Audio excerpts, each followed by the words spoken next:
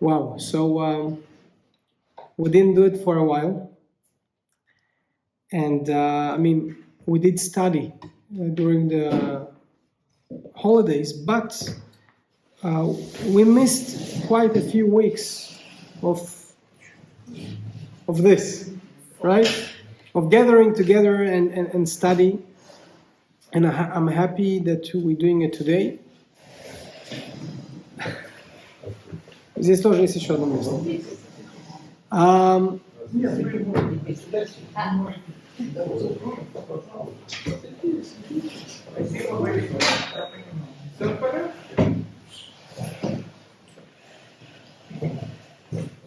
Okay, so I said the last one to come. I have to bring some yummy, just to make sure to be kosher. Okay.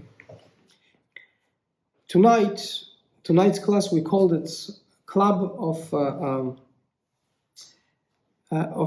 Atheists. Atheists Club in the synagogue, right, in the shul. And actually this room used to be a shul, so I didn't lie. And the idea of this lesson, it's not a one-time lesson, but it's a topic. It's actually like a club that we can go forward and make it bigger. And once in a while, coming back into those discussions, because what we're going to do today is going to be just an entry to a whole world. In many ways, I can say that a person who will tell me, I'm an atheist, probably is much closer to my beliefs than a person that would say to me that, I believe in different gods and so on. So let's see. Also, I would like tonight to be more of a conversation. So if you have something to add, please just jump in, okay? And don't wait just for the end to ask questions. Many times, it happens that I speak with someone. And even here in Germany, it already happened, in other places as well, in Latvia, in Russia, in the States, everywhere where I was working at. You're talking with a person about different stuff, about economy, about last game of the Lakers when I was in LA, right? Today, as an Israeli, for me, Portland will be more important than LA for Danny Abdia. But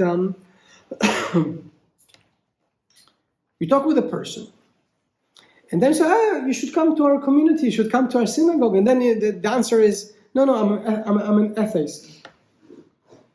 And this is why I would like to talk about atheism, about our beliefs, faith, religion, and let's see where we go with this. Okay? Sounds good? Yeah? Let's start with understanding. What is atheism? Can you tell me? The absence of something makes... I don't think that the absence of God makes one an atheist, but just the belief in materialistic world. Okay, so me believing in the material world, or not believing in God, or saying there is no God. This is what it means to be an atheist? I think it's a lot of atheists are like people who are questioning but not convinced of the existence. So this is there's a different. Yeah, it's agnostic. It's to be an agnostic. Okay. It's like I don't know. Maybe yes, maybe not. I'm agnostic. Yeah.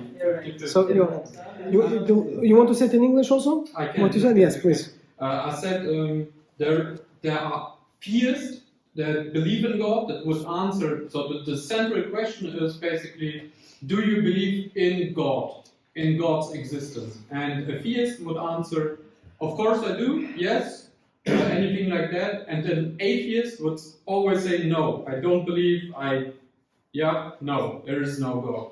And everything basically in between, all the 98% of people that question this or that are unsure are some version, somewhat of an agnostic. So there are strong agnostics. On a scale, you have a scale of... weak agnostics, and you have agnostics who don't care to answer this question. I have one more question. So we spoke about atheism. So what is faith or belief? Yeah. So faith. Actually, in English, you have girls that their name is Faith, right? But also in Russian, you have the name Vera, or in Hebrew, you have the word Emunah, which are all So it's a nice name for a female, great. But what does it actually mean? Believing in something that's not there, that you cannot see or cannot prove immediately. Okay. I would also say like to surrender to the belief, like not only to have the beliefs, I mean simply to surrender and accept that there That's is religion. That's Okay. some form of religion. Apparently already. that's religion. So following rules, submitting. No, that's not what I said. I said surrender to what you believe, not what you're told To believe. That is the distinction for me between simply being religious and following rules, even though you might don't feel them in your heart and your soul. I said something different. Can you say it in Russian now? Yeah. So just to have it available for everybody. So she said there was a question. So what do you mean when you say faith or God and so on? So I said this is my question to you, right? This is how I would like to start this evening. And then she said, well, in our religion. So I asked her, which religion is it? So she said Judaism. So I said, I'm sorry, but I have a spoiler. Because Judaism is not a religion, but we're going to talk about it. We're going to talk about it today as well. Okay, so they said two ideas. So one idea was that the things that I believe in, it means what I accept to be truth, or what I'm convinced in, and therefore this is how I live, this is what I practice. And the other idea was that to believe it coming from knowledge. So, which is a nice idea to develop. Maybe we actually will be able to do it today, because from my knowledge, from what I know, I start to believe, and therefore I practice. So this line of knowing, believing, action, it's something that maybe we'll also touch today. Okay, good. I just said that Judaism is not a religion. So if so, what is a religion? I tell you more than that. In Hebrew, you don't have the word religion. Literally, the word religion, you do not have it in Hebrew. We use the word dat, which is a Farsi word for law, not for religion. You don't have religion in Hebrew. What is a religion? Opium to the crowd. Okay.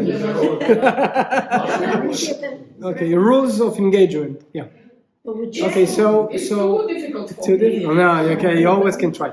So she said. I believe you. Yes. I'm not sure if you should or not, but thank you for your trust. In God we trust. Okay. So what she said.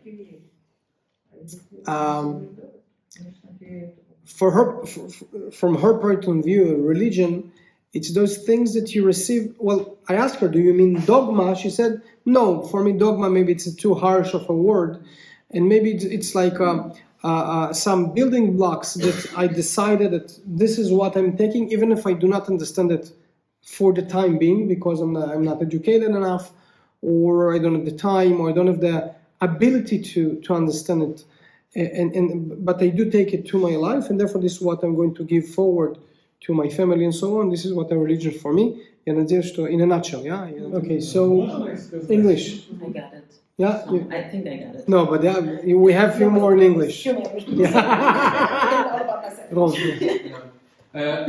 For me, it's a system that can have different scales. It can scale from the beginning of times to the end of times. It can scale far smaller to only we want to build communism, for instance, in like 200, 500 years scale. But it's a system in that you have leaders, and that you have a mission, for instance, and that you have to subjugate yourself to, your life to, and you have to spread it, for instance. So these are some of the things that I would say. For instance, also sports can be a religion for me. So I know a lot of people that football. Yeah, football, soccer, whatever. For them it's a religion. Okay. And I would like to say something. I just would have add to what Roman said that it's like not as like a leader in a person, but like more in a transcendental thing that's like defining what religion is, and it's like also has like a hierarchy to it. Yeah. So that I would add. Okay, so at that sense, when we talk about religion, I'm a religious person. No, I'm not a religious person. The idea of looking at ourselves as a religious or not religious person, it's a new thing. It's from the time of Illumination in Europe. Before of that, what? Enlightenment. Yeah, the time of Enlightenment. Before of that, you didn't have religious, not religious. You had a system of life. It was part of your culture, of your nation, of the surroundings where you live it. You can change it. So you believed in a pantheon of gods, right? To be a pagan, or you believe in dualism, like Zoroaster, or like the Assyrians and so on. Or I have a monotheism, but monotheism can be different. You have pananatheism, you have acosmism. All those isms as a system that was a part of life. A person who would say, no, I'm throwing all of this to the garbage, probably in the old times, you used to be the bad people. The murderers, the one who steal, the one who kill, and so on.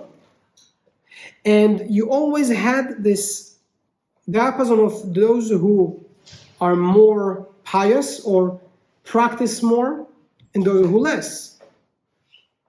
But you never had this dichotomy of I'm a religious, I'm not religious. It's a new thing of few hundred years. That's it. And who said that we need to live in such a belief? To say I'm a religious, I'm not a religious. And in that sense, non-religious people are religious. Those who say that I'm not a religious, it's the continuation of one of the forms of Christianity, coming from Luther. By the way, soon is holiday, right, in Germany. But today's, you're right, this coming Friday. So very, very important, very important. Yeah. It was just a little bit anti-Semitic. That's okay. So just a little bit, but the idea that, especially today, when Jews tell me I'm not a religious, so you should ask, so are you Christian? Because even when the people that say I'm not a religious, it's the continuation of the path of Luther. So you are religious. So you don't really have not a religious person. And of course we see in philosophy different types of trying to answer. And Aristotle, that the whole discussion, is this world ancient, meaning always have been here, or it's a creation, and therefore there is a creator. If there is a creator, where is this creator? Is he still with us, or he created this world, but it's beneath him, and therefore he will walk away, and we will stay here in this chaos? All those discussions we can find with different philosophers. And again, as I said, the idea of a club like what we opened today, today we have our opening. It's in order that once in a while we'll be able to go to those answers and to ask those questions and find the answers. Not to be afraid to ask the questions, because thank God we have the Torah, we have answers. We do. So I would like to share with you a story about my teacher, Rabbi Sherki, which is a very special man, a very special sage. And he shared a story that I saw also in my service. That, well, as a soldier, you need to do what you need to do, but once in a while you have obligations like time in the kitchen, or you need to keep the board, and just to. So one of those times, as Rav Sherki needed to guard the base. So happened what usually happened for him, and sometimes even happened with me. That doesn't matter. It can be 3 a.m., but people just gather around you because they have questions to ask, and they want to find somebody to talk with. And one of those nights, the direct officer of my teacher is coming to him and said, we're talking, said, you are a religious man, you are a believer. I do not believe in God, but I have so many questions that I cannot understand. And they start to get into a very deep talk. And then at some point, Rav Sherki is asking him, okay, so you say you're an atheist? Prove it. In what God you do not believe? So the officer, of course, he didn't quite understand the question. And then he started to think about it. Okay, so in what God I do not believe? So he started to answer this question. And after a while, Rav Sherki said, oh, in such God, I don't believe either. In that sense, if a person coming and telling me, oh, I'm an atheist, my response to him or to her would be, prove it. Prove you're an atheist. In that sense, we need to ask ourselves, in what I do not believe, or if I say I believe in God, in which God I believe? It's an important question to ask. In Hebrew, when we say faith or believe, it's actually trust. The word emunah, from emun, do I trust you or not? It's an important thing. And in the Torah, mainly you would not see a blind faith in the Torah. So that even the nation of Israel do not believe in Moses as a prophet. What do I mean? After we got out of Egypt, Exodus, great, we got to Mount Sinai, we saw the voices and God revealed himself not to one person, but to the whole nation. Literally, our grandfathers and grandmothers stood there and saw and heard the same thing. And only then we said, oh, and we believed in God and we believed in Moses, his servant. Meaning, till that point, they didn't believe in Moses as the servant of God. They didn't believe? No. They accept him as a national and political leader. Yes. Is the one who carried the voice of God? I don't know. Prove. And from that point on, if I say, I'm a believer, I'm not a believer, I'm religious, I'm not a religious, it's a waste of words because it doesn't matter, because God spoke with us. And from that point, it doesn't matter. I believe, I don't believe. It doesn't matter.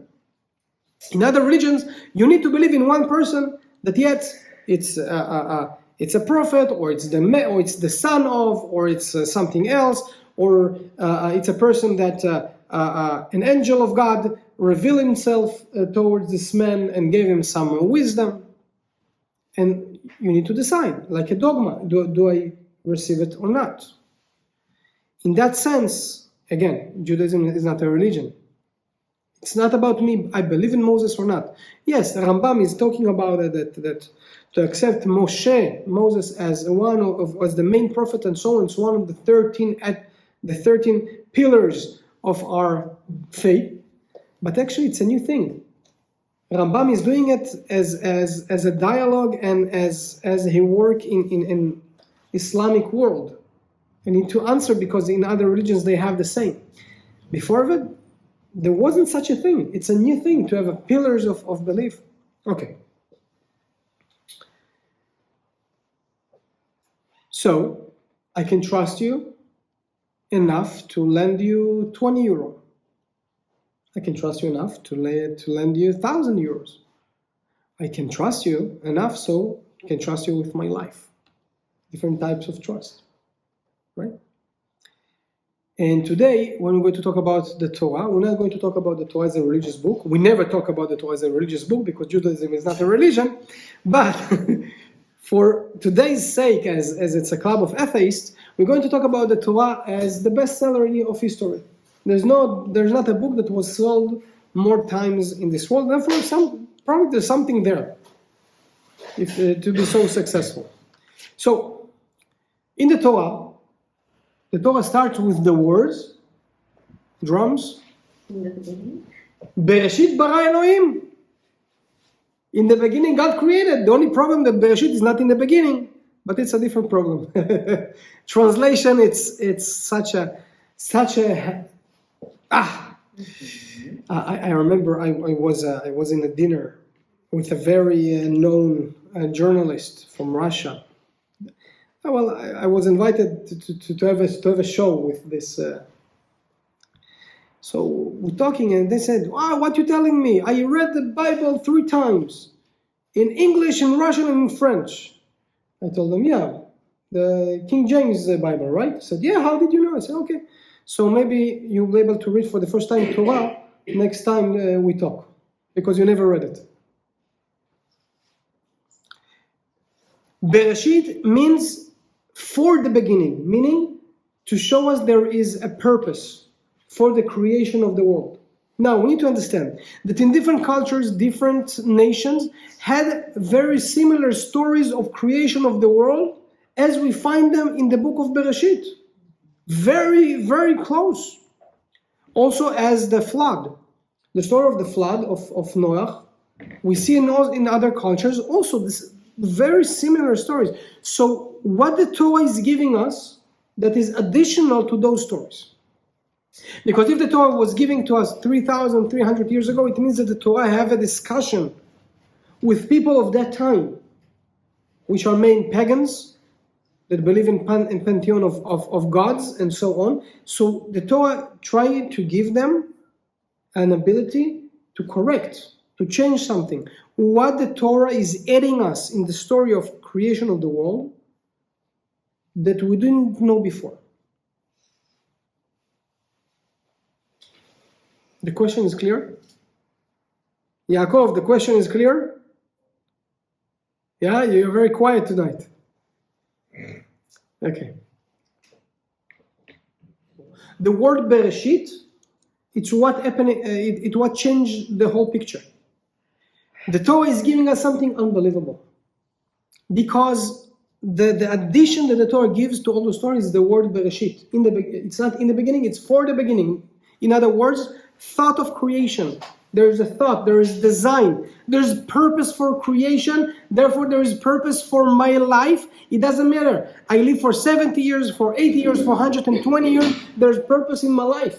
Therefore, it makes sense that we remember our grandfather Abraham and our grandmother Sarah.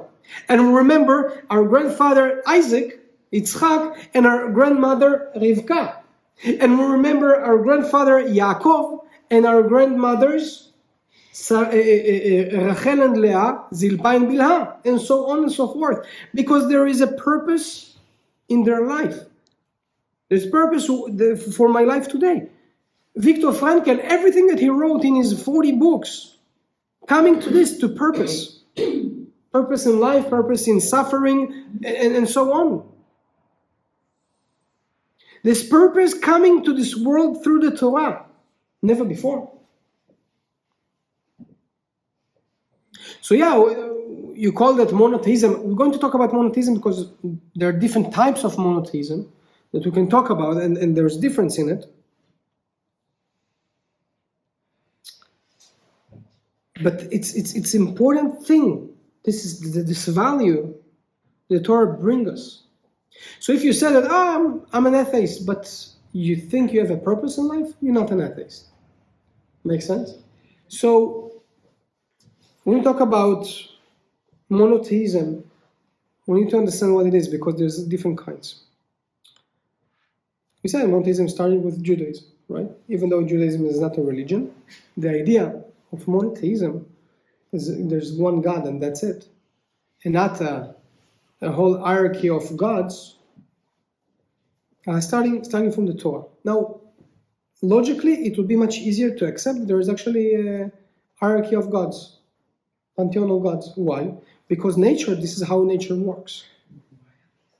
Even our societies works this way, right? So you have the prime ministers, and you have the ministers, and then you have you have hierarchy. It's natural. It's how nature works. And therefore, it's much easier to so there's the big gods, but I need now wind, or I need some rain. So I'm going to the small gods, and I have a give and take with them. make actually much more sense than to believe in one Almighty God. Or even dualism, right? As the Assyrians had, or the Persians, a good God and a bad God, and the fighting, and this is how you can explain why there is evil in the world, and so on and so forth. But the idea that we have purpose in life coming from monotheism. And Christianity and Islam took this monotheism that Torah gave us to different places, because in Christianity it's not pagan. To say that Christianity has aspects of idol worshipping, it's a tough thing to say. We do say it is monotheism, but the idea that you split God into three aspects, and one of them is actually might be God in the flesh, it's very problematic from a point of view of monotheistic point of view. Can you say it again? It's from a monotheistic point of view to say that God can have flesh, God in the flesh, it's a problematic thing to say. Okay. Islam take it to the other extreme. So in Islam point of view, there is nothing but Allah. This is why the word Islam means to surrender. Islam means I'm surrendering. There's nothing but Allah. There's nothing but God. And Muhammad is only the prophet. More than that. In Islam, the prophet that will come back to life after death, it's not Muhammad. It's Jesus. Because he's also a prophet for them. This is one of the problems between Islam and Christianity, because they say it's not a God, it's just a prophet. Anyway, so this is. But when we're talking about Judaism, when we talk about what the Torah gives us, the monotheism that we see, it's completely different. And we're going to talk about it today. From the point of view of the Torah, when we talk about monotheism, we're talking about that in one hand, God is everywhere. God is in this world. Like what pantheism said, right? All the powers here, it's God. The wind and the sun, and it's all God. But so in that sense, God is eminent. But God is also transcending. He's also out of this world. So it's not that, for me there is the God of the sun and the God of the wind and the God. No. It's all one God that is also transcendent. It's also out of this world. And this is actually monotheism that we find in the Torah. So let's start with understanding what it means to be eminent. What does it mean to be eminent? What does it mean that God is eminent into this world? Because what the pantheism is saying. So, any suggestions? What does it mean to be eminent?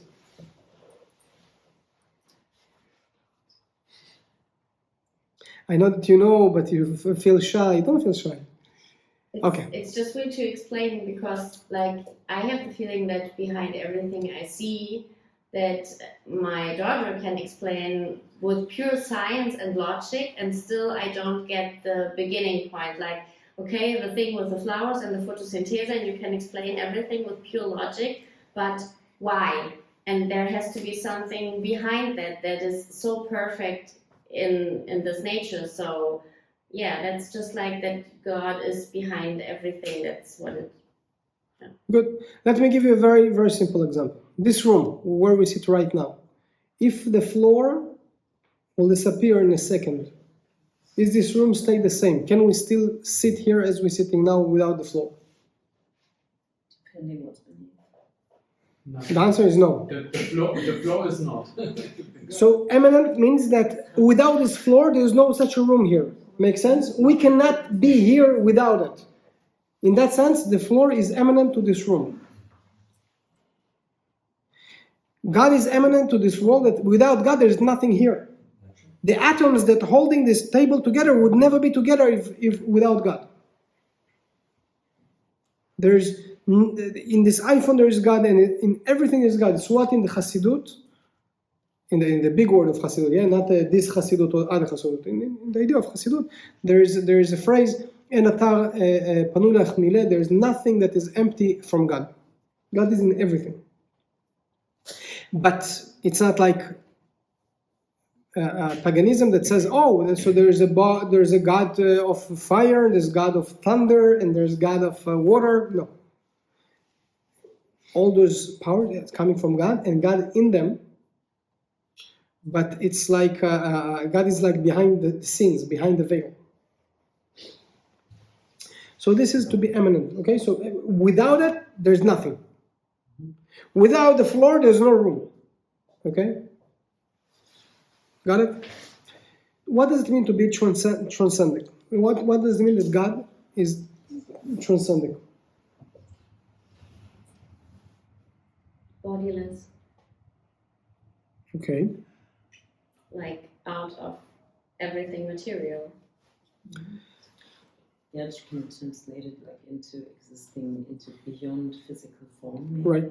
Beyond everything. It's not only physical form, beyond everything, beyond comprehension. Comprehensive, right? Yeah, it's what we cannot comprehend. Okay? So in that sense, can I comprehend to see, can I bring a car to this room? Yes. I need to break the wall and so on, but I can see here a car, right? Can I bring an atom explosion to this room parallel as we are here? Parallel. As we are here, and we also holding in our hand atom explosion. Explosion of atom. Depending on the force, it would end the gathering, right? It contradicts life, right? It contradicts, and therefore, in a way, in a very again, the examples, those examples are funny, but I'm trying to bring an example that will be more tangible for us to understand, right? You cannot comprehend it together. It's or, right? Life, death. It's like a Schrödinger cat. What? It's like a Schrödinger's cat. Okay, so in that sense, this is what the Torah is telling us about God. Okay, and what monotheism is. What I said is that even to this day, paganism is trying to get into our culture all the time. The new religion of climate change. It's a religion. I'm sorry, but it's not scientific proof. When you read the data, it's not what the religion is telling you to believe in, and you need to believe in. And it's a religion that going to what we call in some religions it's Armageddon, in other religions it's a Ragnarok, right? For example, today it's Wednesday. What's Wednesday? The word. So Sunday, sun, right? Monday, moon. What is Wednesday? Wotan's Day. The day of Odin. Odin is the Odin, and Thursday. And Thursday is the day of Thor, the thunder, right? The god of thunder. And Friday it's Freya and Freya. Those two gods of the Nordic gods and so on, right? So it's always here next to us, near us. And this is, so what we're talking here about, monotheism and so on, it's relevant as it used to be, so it is today. The new religion of climate change coming, so people going out of religion, right? We said that the not religious people are, actually it's the continuation from Christianity, and then they will try to go back. In Germany, Wagner, for example, tried to go back to the Germanism, to the Romans of, we used to be a strong place, and the Christianity made us weak. Yeah, this is his music. It's what he was writing about, right? So those tendencies, they continue also today. Not only what we saw so and so such and such years ago. I'm very upset, guys. You didn't ask me a very important question. The Torah is filled with God is angry, and God is punishment, and God is such and such. But if so, it's against everything we said so far. No? I have a question that's pondering around this. Like, my daughter got to it. Like, we all have like the godly spark in ourselves, and we believe that God is good. Yes. So, but there are so many bad people in this world, right, that are mostly the majority of the people that are not really good, and they are bad and doing bad stuff. So wouldn't it be like a logical conclusion that God might be bad? This is And why people. why do we think that he's? This is why people went to. This is why people went to dualism, for example. But first of all, I think I answered part of this question in Shabbat morning in my lesson. So guys, you should come to my lessons during Shabbat. And Friday night and Saturday morning. I'm giving 2 lessons every Shabbat, so come. And actually, one of the things I lived here, that after this lesson, one of the questions we should ask is about evil in this world. And it's not something we're going to go into today because it's a whole lesson by itself. But as part of this club, yes, it's a question we should ask. And there's a place for it, and there's answers for it, of course. Meaning of life and evil in the world and so on, those are very important questions that we should we should answer, we should talk about it. Not tonight.